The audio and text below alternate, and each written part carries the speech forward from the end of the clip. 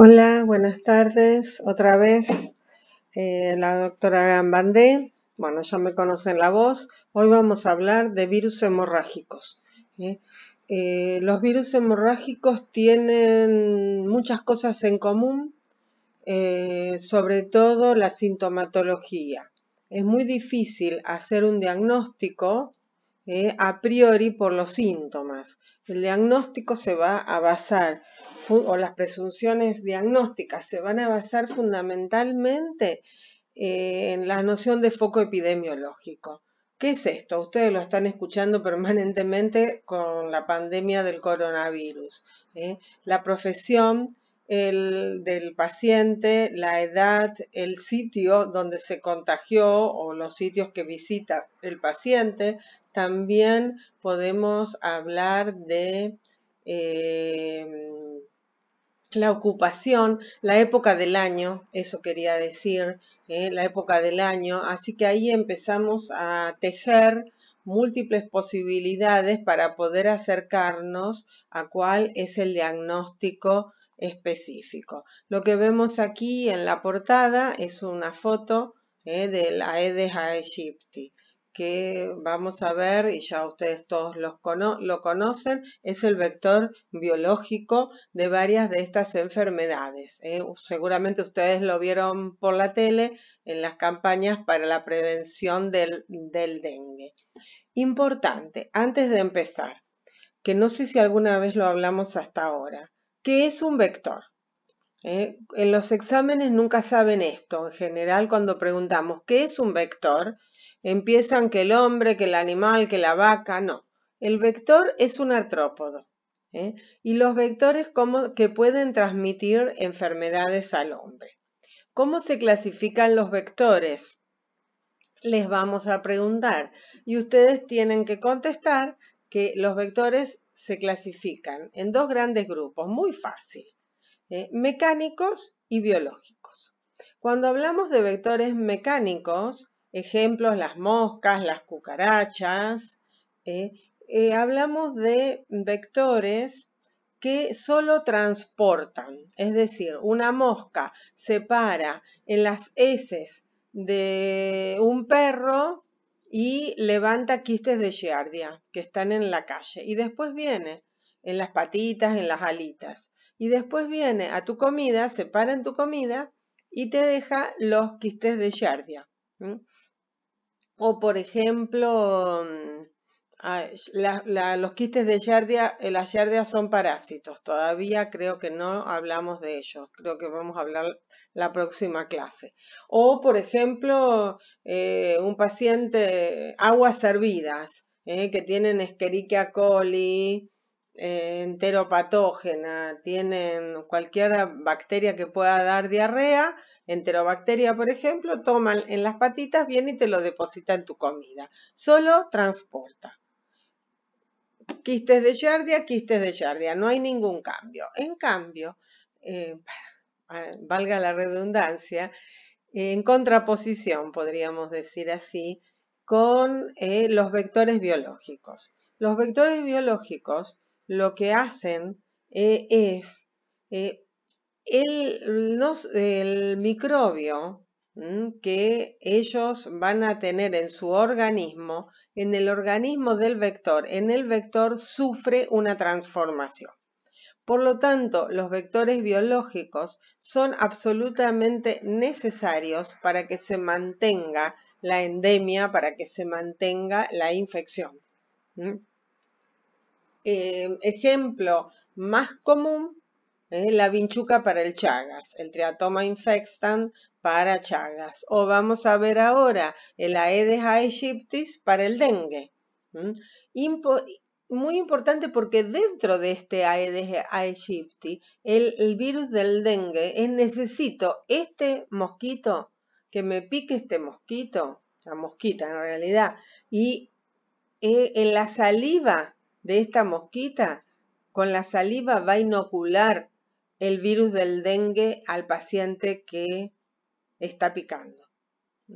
Si no tuviera, si hubiera un insecticida fantástico que eliminara todos los Aedes aegyptis del mundo, suponte una idea loca que no es posible, pero suponte que algo se considera así, no habría más dengue. Por eso nosotros, ustedes van a ver en la tele las campañas de descacharrización, que no haya agua estancada, para que no desarrollen los mosquitos. Importante entonces la diferencia entre vector mecánico y vector biológico.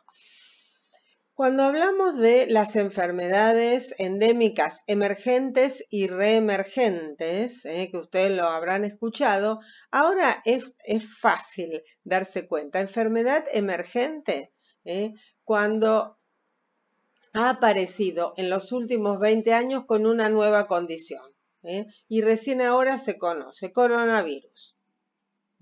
Esta cepa del COVID-19 es una enfermedad emergente. En cambio, bueno, y en los años pasados en nuestro país, chikungunya, Zika, ébola, hantavirus.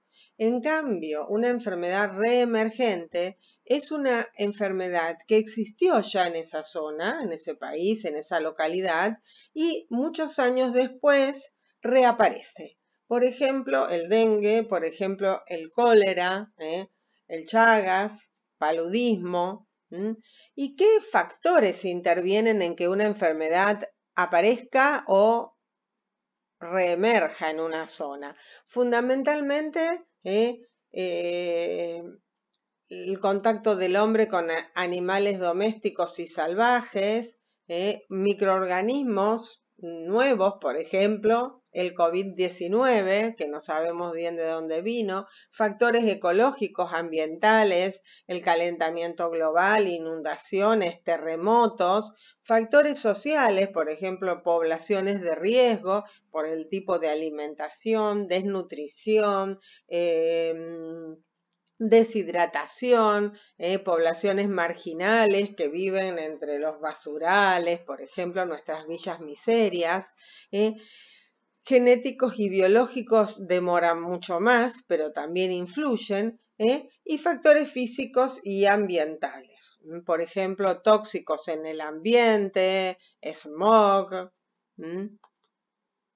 Los virus hemorrágicos son transmitidos por artrópodos y roedores. Por lo tanto, todos son virus endémicos. Endémicos, ¿por qué? A la zona donde puedo encontrar el Aedes aegyptis o el ratón corilargo para la fiebre hemorrágica argentina. Son virus ARN envueltos. Tienen un hospedador y un vector. O el hospedador puede ser un vector. Están, lo que les decía antes, restringidas a un área geográfica, al área donde puedo encontrar ese hospedador y ese vector. Por eso es muy importante la anamnesis del paciente para ver a dónde vivió, dónde viajó, si viajó, a dónde estuvo, cosas que por ahí el paciente no tiene en cuenta. No tiene noción de que viajó al Chaco y puede haber durmió en una choza, qué sé yo, fue a hacer tarea de apoyo escolar a unos niños en un pueblito, un paraje perdido en el Chaco, no tiene noción a veces de ese riesgo. Al hombre se le transmiten estas enfermedades accidentalmente cuando se expone, y en general no es el reservorio natural de la enfermedad, pero en algunos casos, por ejemplo, en el dengue, un hombre infectado puede ser un reservorio accidental. Son, dijimos, todos virus ARN envueltos de diferentes familias, que ahora los vamos a ir viendo de a uno. No es tan importante el nombre de la familia, si lo saben mejor, pero no se enloquezcan con esto, sí con el nombre del virus y con las características que vamos a ir viendo. Las fiebres hemorrágicas virales, tenemos acá una lista no completa, porque tenemos muchas, por ejemplo, Fiebre hemorrágica de Lassa, virus Junín de la Argentina, los que están recuadrados en rojo son los que vamos a ver. En la Argentina por el virus Junín, en Bolivia por el virus Machupo, la parte norte-sur-este de Bolivia, donde hay clima cálido, donde es la zona chaqueña también. En Brasil hay otra fiebre hemorrágica autóctona por el virus Savia, en Venezuela por el guanarito. Después también estos son todos arenavirus. Los buniavirus o bullamvirus, como también les decimos, fiebres hemorrágicas, por ejemplo, de Crimea y del Congo. Nosotros tenemos hantavirus, fiebre del Valle del Río. Los filovirus, el ébola. ¿Se acuerdan que hace unos años, no sé por qué, a los Estados Unidos se le dio por hablar del ébola y todos teníamos miedo de morir de ébola, que el foco es África, hay muchísimos pacientes contagiados y mueren muchos pacientes en África. El reservorio no se conoce. Y también el Marburg.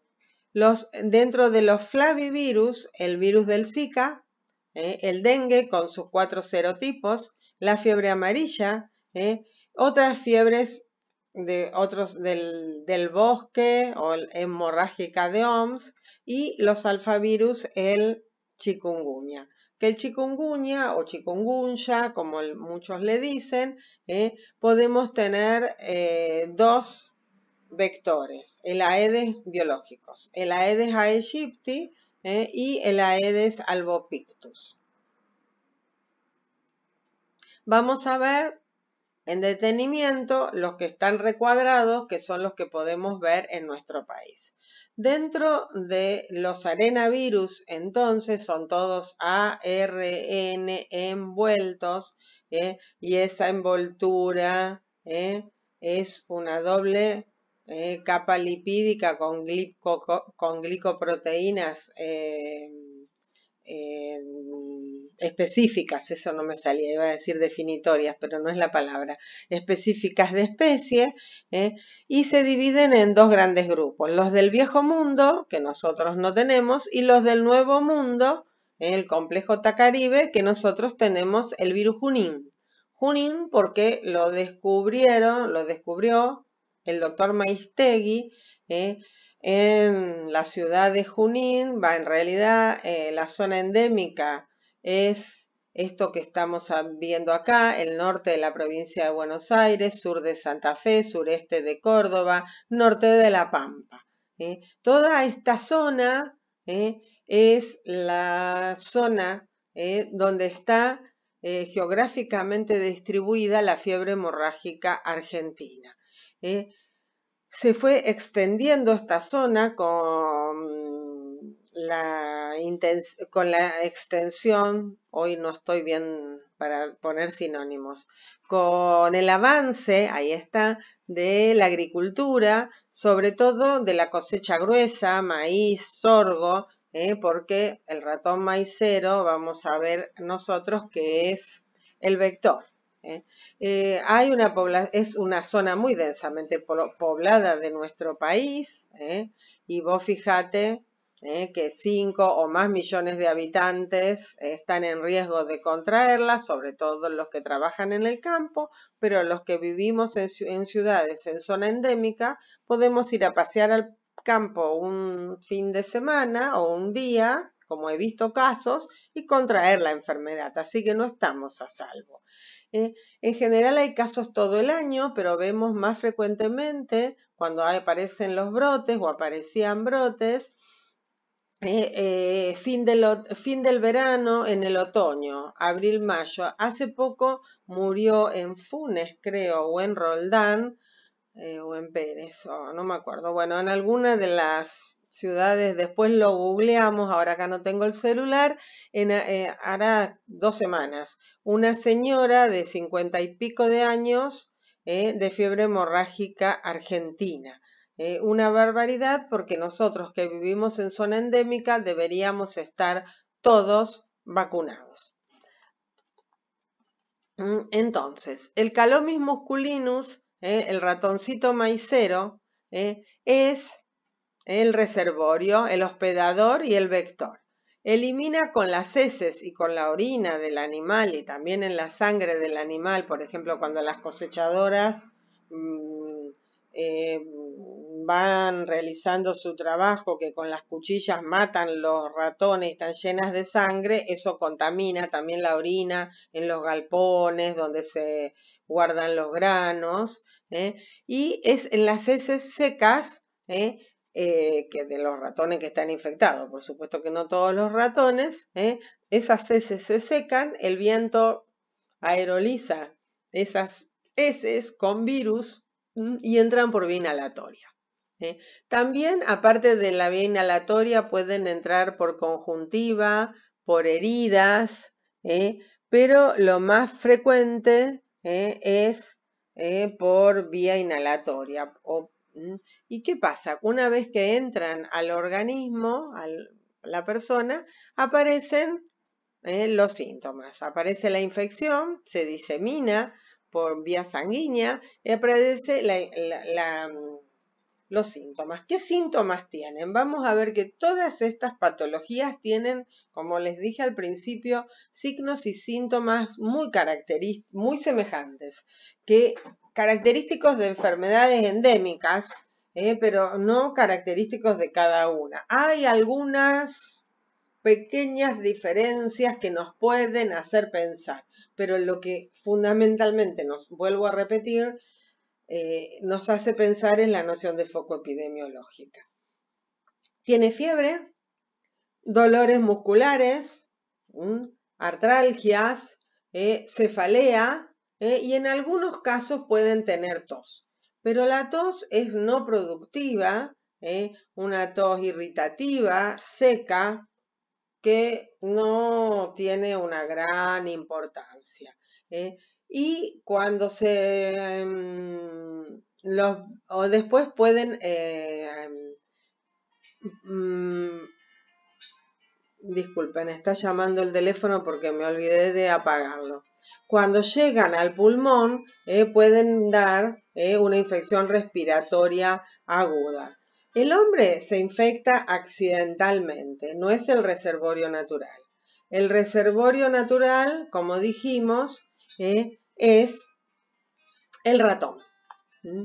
Y fíjate que en el 70 y 80% de las personas el cuadro mejora hacia la segunda semana. Muchas de las personas que han tenido esta enfermedad no tienen registro de haberla tenido porque dijeron, bueno, me engripé, bueno, soy fuerte, la pasé bien, no pasó nada, pero en un porcentaje de un 10, 20, 30% pueden tener manifestaciones hemorrágicas, que ser la causa de la muerte, neurológicas, shock, o complicarse con bacterias. Los factores de riesgo afectan más hombres que mujeres, 4-1. Pensamos que es también por el tipo de trabajo, porque hay más hombres trabajando en el campo, trabajadores rurales, los que van haciendo la cosecha, y también depende mucho de la población, de la cantidad de roedores, si ha sido un año llovedor o no, si hay mucho grano. Por eso el uso de herbicidas disminuye la cantidad de ratones porque no les da hábitat, lugar donde los ratones puedan multiplicarse. De todas maneras, ustedes saben que los ratones se multiplican de una manera exponencial, muy rápida, tienen muy pocos días de gestación y tienen muchas crías, así que muy rápidamente la población aumenta. Por eso es común que estas épocas del año que les dije, fin del verano, otoño, porque ahí en la cosecha gruesa hay mucho grano en el campo, y cuando hay mucho alimento, por supuesto que los ratones se multiplican y se multiplica la enfermedad. ¿Es solo el Calomis musculinus? No, hay otros ratones y lauchas que pueden transmitir la infección. ¿Cómo hacemos diagnóstico? Perdón. Dentro de la sintomatología, quiero destacar que es un paciente que tiene un síndrome, vive en la zona endémica, tiene un síndrome pseudogripal sin el cuadro respiratorio, o apenas una tos seca, nada importante, y mírenle al que viva en zona endémica, mírenle el paladar blando.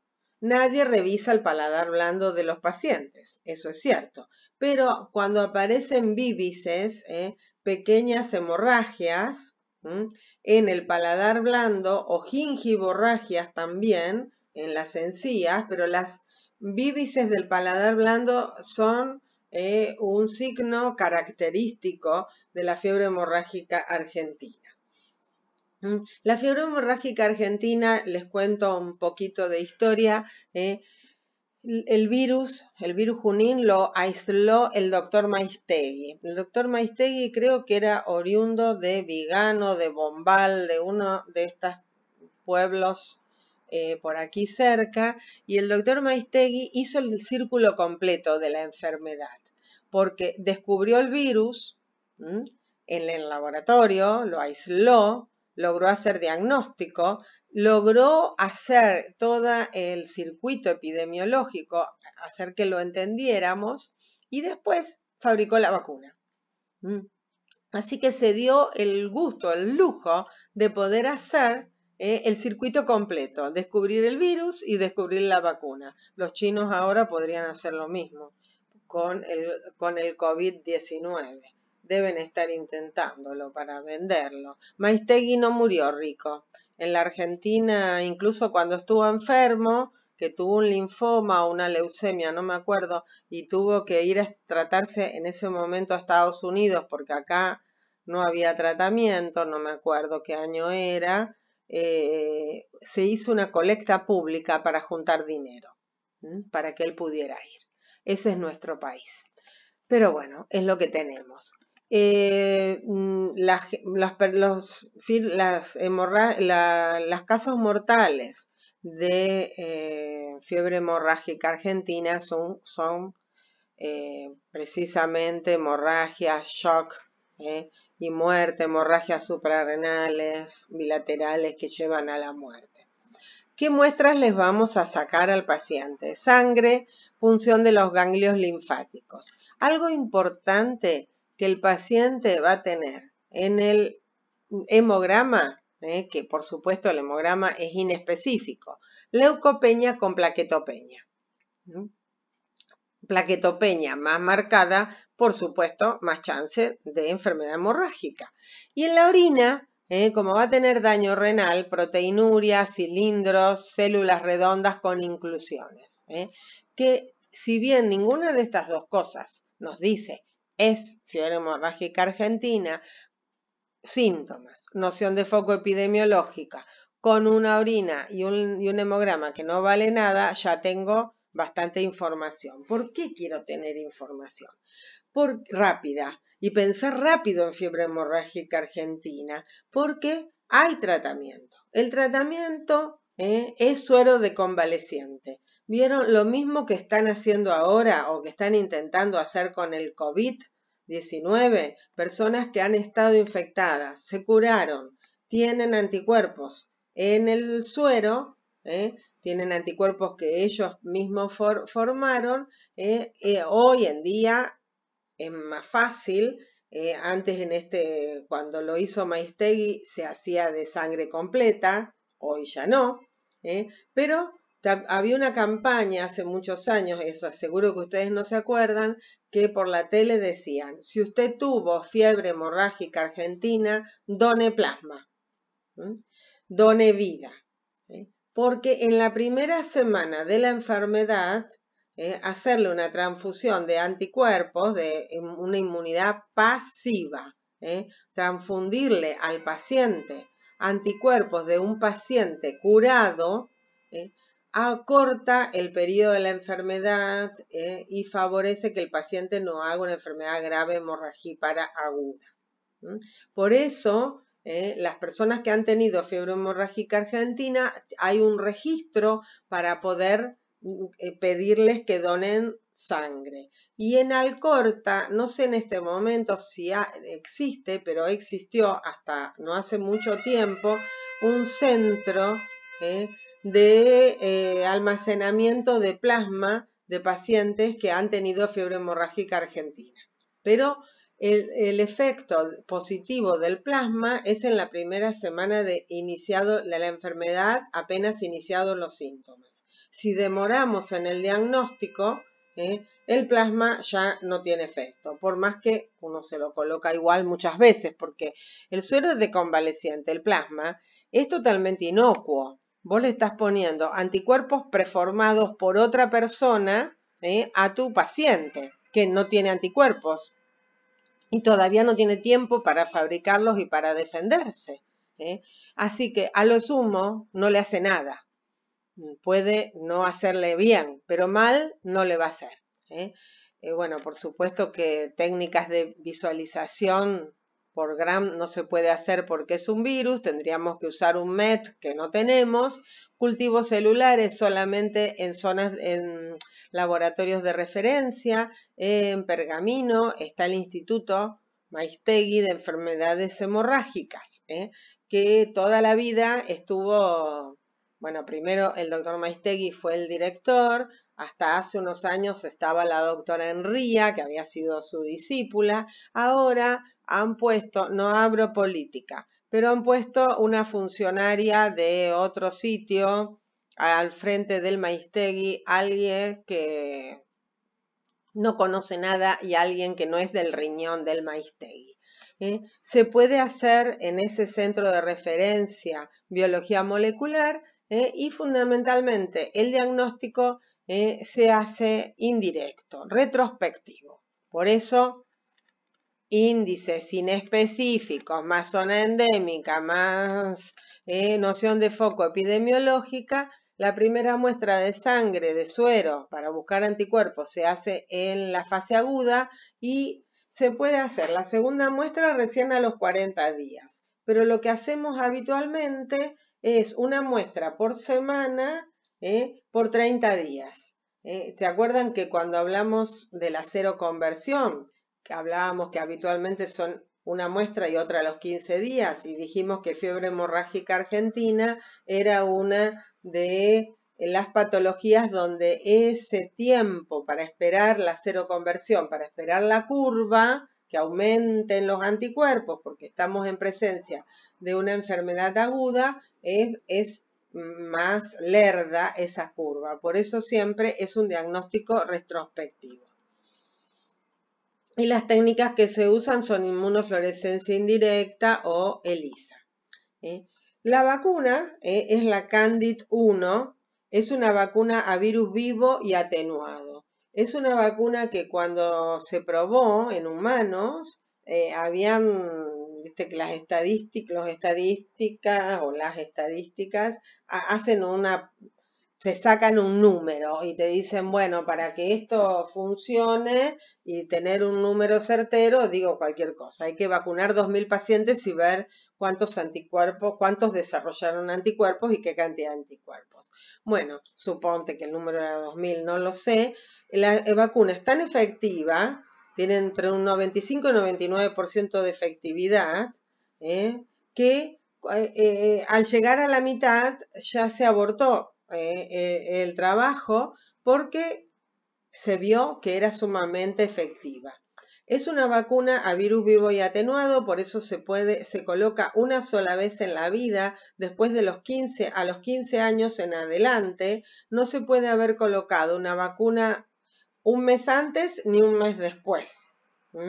Y tampoco si tiene un cuadro respiratorio, un cuadro descompensado, si es un inmunodeprimido, porque es una vacuna a virus vivo y atenuado, o si está tomando corticoides o si está haciendo quimioterapia. Y se hace en personas que vivimos en zonas endémicas. Por eso, esta mujer que hubo, después googleenlo, hace poco se intensificó la vacunación. Se había dejado de producir, no sé qué está pasando ahora, porque el Instituto de Enfermedades Hemorrágicas de Pergamino las producía, pero después no hay políticas de Estado que hagan que la población se coloque la vacuna. Una alumna mía de hace unos años hizo un trabajo muy bueno de encuesta solamente en la Facultad de Zavalla, de Agronomía, y un instituto agrotécnico, creo que se llama, de Pergamino. A lo mejor alguno de ustedes lo conoce, para ver si las personas que van a ser ingeniero agrónomo o en ese instituto agrotécnico que van a trabajar en el campo, con las cosechas y haciendo estando a campo, estaban vacunados, si conocían la fiebre hemorrágica, si conocían la vacuna, y el porcentaje de vacunación en esas personas, todas de riesgo, era bajísimo. Así que, ¿por qué? Porque no hay campañas, no hay concientización, no, lo dije mal, no hay conciencia. De la familia Bunyaviridae tenemos el virus del hantavirus. El hanta es, como todos, un ARN envuelto y va a producir dos grandes síndromes: síndrome renal o pulmonar. Y el síndrome pulmonar por hanta tiene un 50% de posibilidades de morir los pacientes.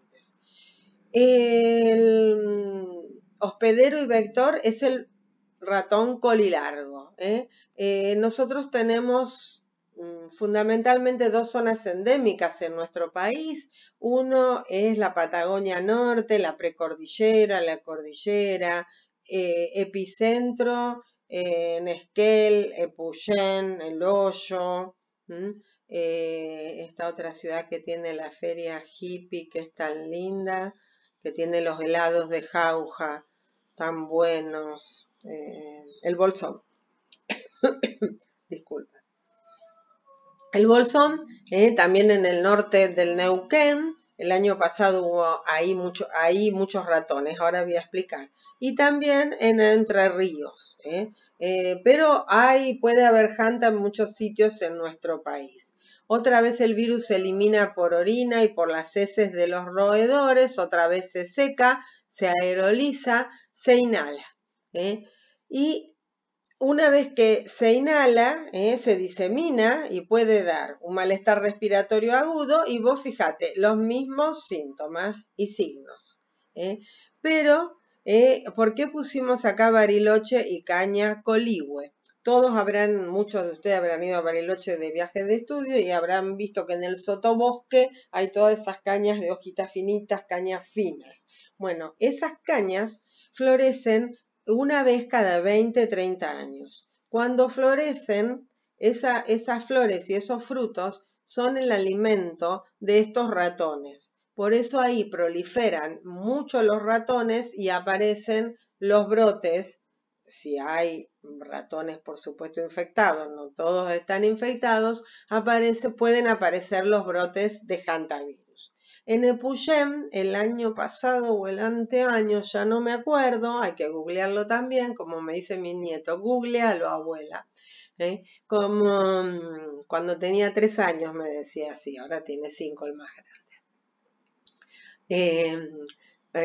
Una cosa para reírme, yo siempre hablo de mis nietos, tengo 2 nietos, uno de 5 y otro de 2 y medio, y el año pasado había hablado alguna pavada, vieron que hablo muchas más pavadas, personalmente muchas más, y le digo, bueno, a fin de año les voy a mostrar unas fotos de mis nietos, son muy lindos.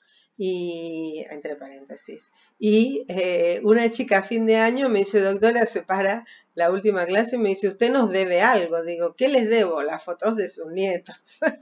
Así que bueno, quería chusmear las fotos de mis nietos. Prometí y no cumplí.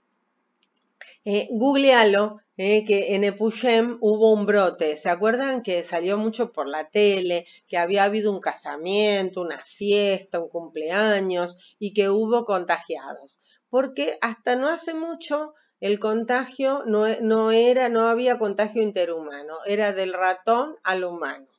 Pero hoy en día hay en Epuyén una cepa que puede haber contagio interhumano, que es lo que pasó, que hubo muertos.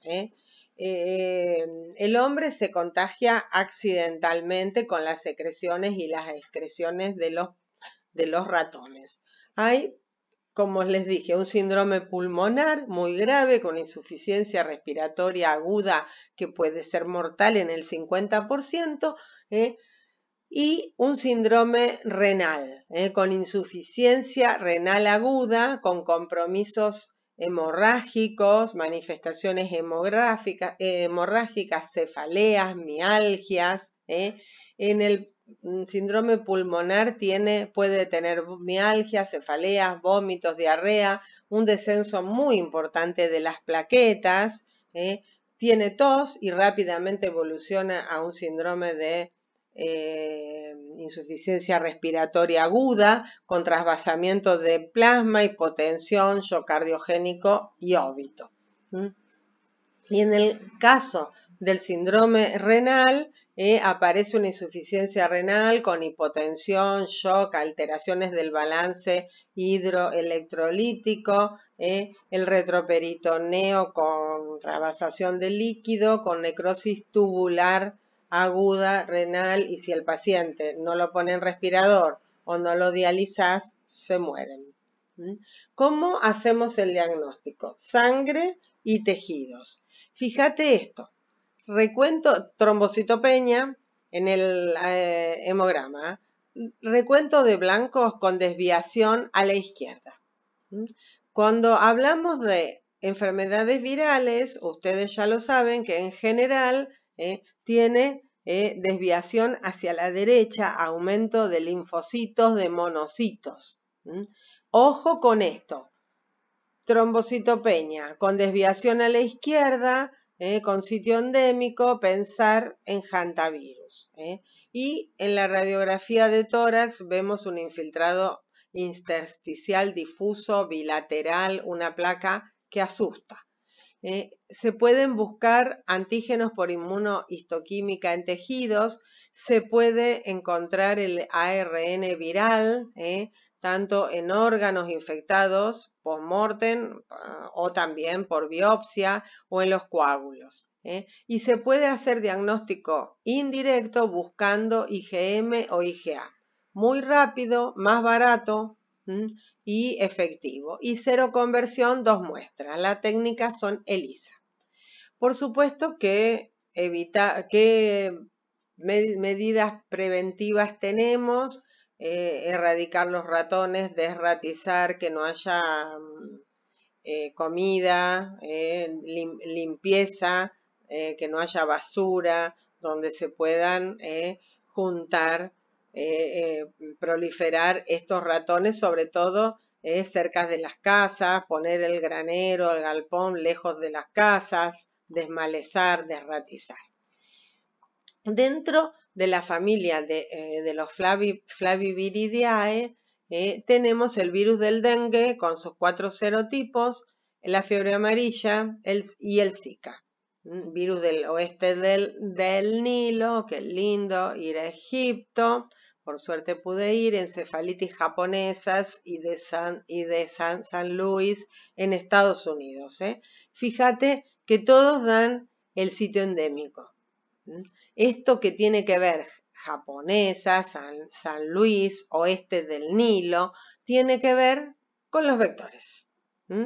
El virus del dengue, tenemos muchos casos de dengue, un aumento, lo han escuchado en la televisión todos estos últimos meses, que encima tuvimos un otoño cálido, que hablábamos que la pandemia de COVID-19 tapó de alguna forma la información sobre dengue, y tuvimos muchos casos y muertes de dengue en nuestra zona, y hay 4 serotipos, DEN 1, 2, 3 y 4. Cada vez que te pica un mosquito y te inocula uno de estos serotipos, el organismo, el ser humano, hace anticuerpos contra ese serotipo y no repite ese serotipo. En general, si te pica con un serotipo, es una enfermedad leve, banal, que pasa desapercibida. Pero cuando aparecen en la misma zona pacientes infectados y mosquitos infectados con otros serotipos, por ejemplo, por la circulación de personas que vienen del norte, vienen de sitios cálidos o de otros países a nuestro país y traen otros serotipos, cuando te pican mosquitos con otros serotipos, por ejemplo, vos tenés anticuerpos contra el 2 y te pica otra mosquita que te inocula el virus del dengue serotipo 4. Cada vez que te pica otro, tenés más, con otro serotipo, tenés más chance de tener dengue grave, o lo que antes se llamaba dengue hemorragíparo. El vector es el Aedes aegyptis, también se ha visto en Aedes albopictus, y vos fíjate que se para de esa manera especial y tiene, acá se ve mejor, esas rayitas en las patitas. Estos mosquitos viven hasta 30 días, vuelan hasta 800 metros. El huevo en el agua estancada puede estar 1 año, es decir, ahora las mosquitas pusieron sus huevos, no limpiamos, no descacharrizamos. Cuando venga calor en la primavera, los huevos eclosionan. Y hay otros con otros sitios endémicos. Pican de mañana y a la tardecita, de noche no pican salvo que haya luces artificiales. Vos fíjate que la transmisión es transovárica en los mosquitos, así que la hembra infectada tiene hijos todos infectados. Y la forma de prevenirlo es tapar los tanques, sacar las gomas, no ponerle el platito abajo de la maceta, no tener agua acumulada, limpiar el agua de los pichichos de los perros, poner espirales.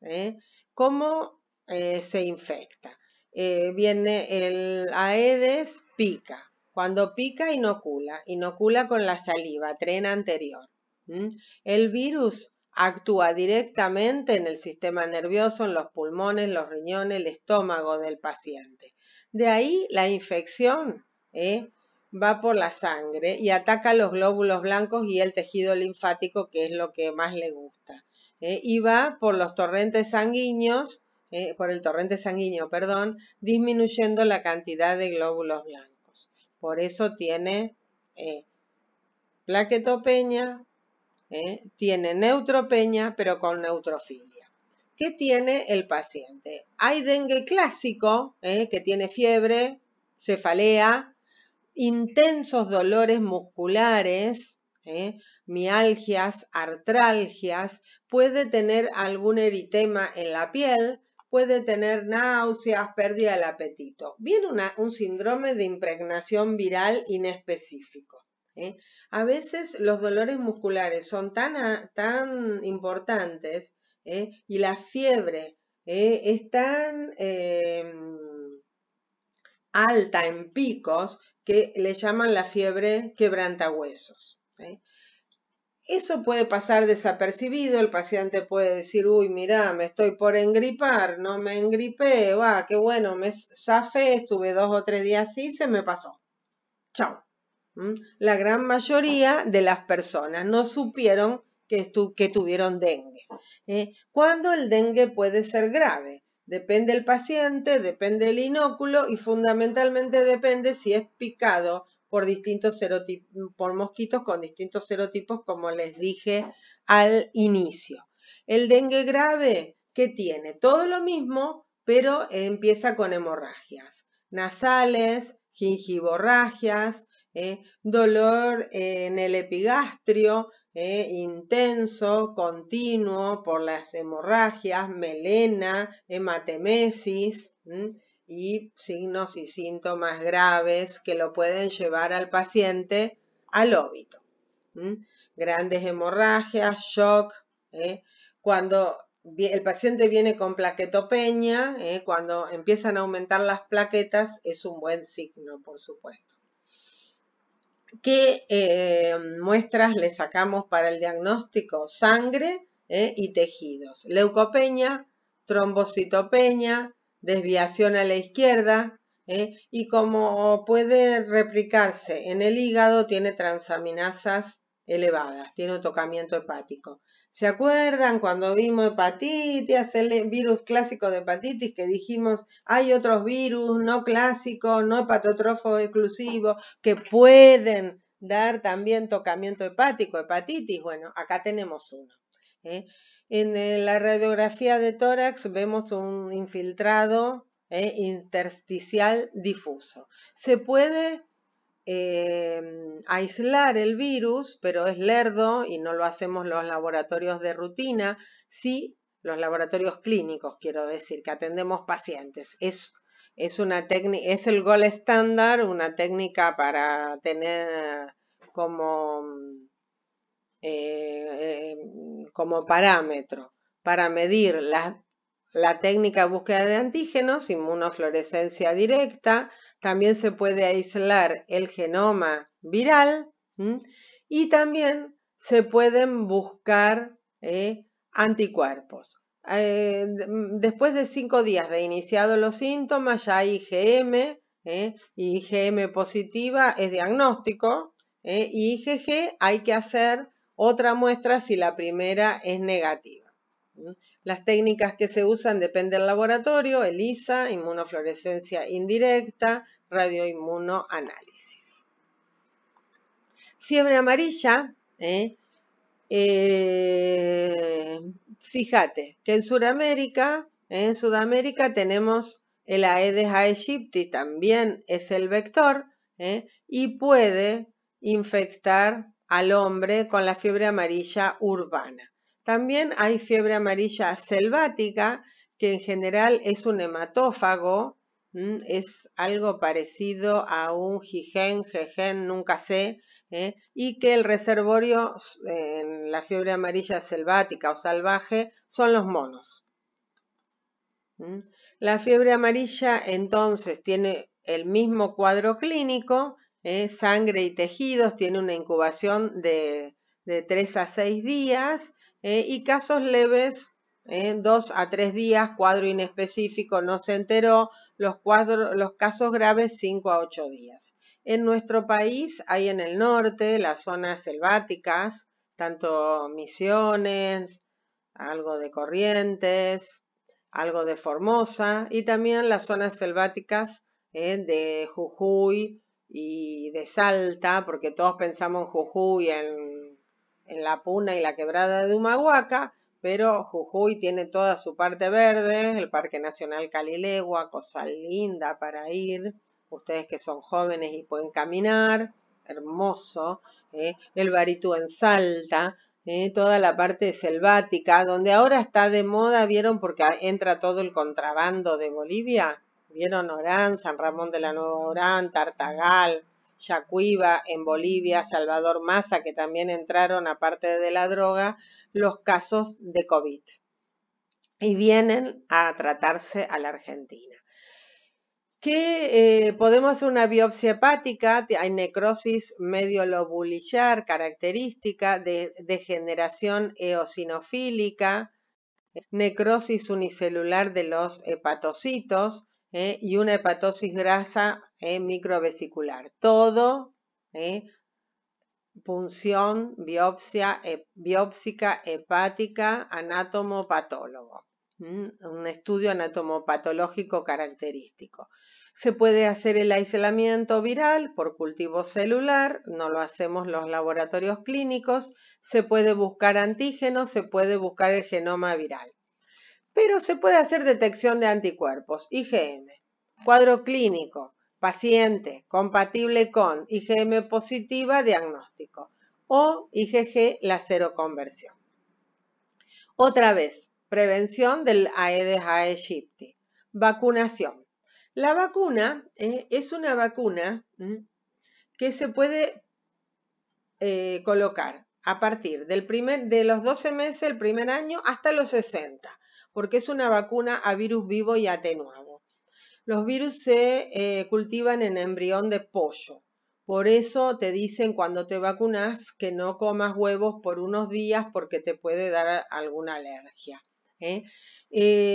Para todos los que viven o viajamos a zonas endémicas. Es una vacuna con una alta efectividad, mayor a 95%, se coloca un refuerzo cada 10 años hasta los 60. Y protege, esto es importante. ¿Vieron cuando todos los veranos se va a Brasil? Este verano 2020-21 no creo que vayamos, entre paréntesis, qué lástima. Pero vieron que se va a Brasil, que se hacen unas colas y todo el mundo y se arma lío por la vacuna de la fiebre amarilla. Yo me quiero vacunar porque si no, no me dejan ir y que patatín y que patatán o que vamos al sudeste asiático. Tampoco vamos a ir este año. Pero se arman todos esos líos y la gente se acuerda de vacunarse 2 días antes de que sale el avión. Eso es inútil. La vacuna tiene que ser hecha entre 14 o 15 días, 10 días antes de ir al sitio endémico, porque la inmunidad aparece luego de los 10 días de la vacunación. Se hacen cada 10 años los refuerzos, pero dice que la inmunidad puede durar hasta 35 años. Y aparecen anticuerpos IgM que duran más de un año después de la vacunación, así que se pueden dosar si querés los anticuerpos. Aparecieron nuevos que hasta hace poquito no estudiábamos, chikungunya y zika. Ustedes los habrán escuchado. Vos fijate, dengue, chikungunya y zika. Si vos mirás así nomás, a simple vista, vos ves que son infecciones muy que presentan síntomas comunes a las 3 patologías. Vos fíjate que el chikungunya se introdujo en el país no hace mucho, en el 2014, y puede dejar como secuelas artritis, la fiebre 2 o 3 días. Tanto el chikungunya como el zika son de menor cuantía que el dengue, pero el zika, los síntomas en general son menos llamativos, menos graves, la fiebre es menos elevada, es más corta. El problema del Zika es infección por Zika y embarazo. ¿Por qué? Porque si la embarazada se contagia durante el embarazo, puede atravesar la placenta, infectar el feto, dándole malformaciones graves, anencefalia, incompatible con la vida, y microcefalia. En el norte de Brasil aparecieron muchos casos de niños de recién nacidos con microcefalia. Y ahí se empezó a estudiar infección de transplacentaria por virus del Zika. Quiero mostrarles por qué pusimos esta foto. Porque el paciente puede tener, después de la picadura, zona endémica, puede tener un exantema en el tronco y los ojos rojos. Conjuntivas rojas. Vos fíjate, los diagnósticos diferenciales, no sé por qué se ve tan feo, pero los diagnósticos diferenciales, fiebre, mialgias, artralgias, cefalea, podíamos agregar, sin un cuadro pseudogripal porque no tiene cuadro respiratorio. Chikungunya, Zika, dengue, leptospirosis, bacterias, sepsis bacteriana, paludismo, fiebre hemorrágica argentina, janta, fiebre amarilla. Fíjate todas las posibilidades diagnósticas y hay más, paludismo, que vos podés pensar. Por eso piensen en la UP del camionero que puede tener cualquiera de estas endémicas. No solo piensen en Chagas, porque lo que tiene el paciente, si tiene fiebre, dolores musculares, no tiene un Chagas, porque el Chagas crónico, ahora vamos a ver, no tiene esa sintomatología, que es lo más común que se tenga. Tanto el Zika como el chikungunya, los Diagnóstico otra vez sangre y tejidos, leucopenia, trombocitopenia, desviación a la izquierda, el mismo infiltrado intersticial difuso son un virus. Podemos hacer búsqueda del genoma viral o podemos buscar anticuerpos. IgM, diagnóstico, IgG, dos muestras si la primera es negativa. Personas que vivan en sitio endémico o hayan viajado a sitio endémico.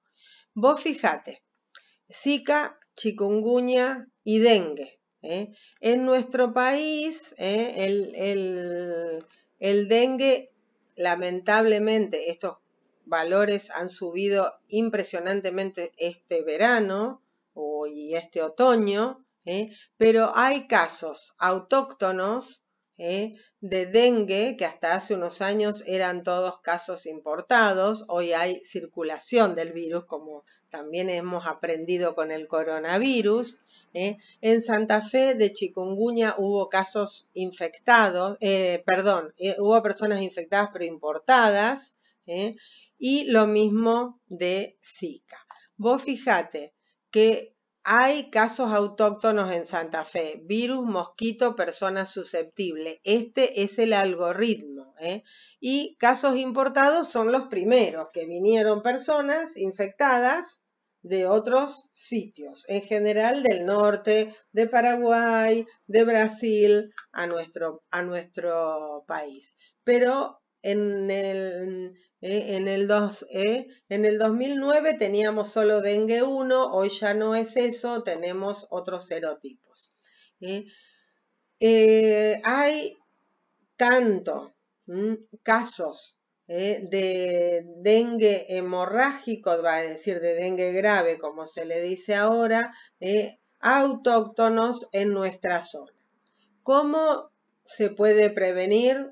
Previniendo el desarrollo del mosquito. No agua estancada, no basurales, no mugre, las aguas de los floreros en los cementerios, habría que poner la flor y que se mueran, y las campañas. Bueno, nos vemos la próxima, que no va a ser la próxima semana, creo que esta semana voy a seguir, así antes de las vacaciones tienen todos los temas. Les quería decir que también han hecho un hermoso trabajo nuestros ayudantes de enfermedades endémicas que prontamente lo estamos corrigiendo con la doctora Raimondi y prontamente también lo vamos a subir para que ustedes lo puedan leer y lo tengan. Bueno, saludos, hasta luego.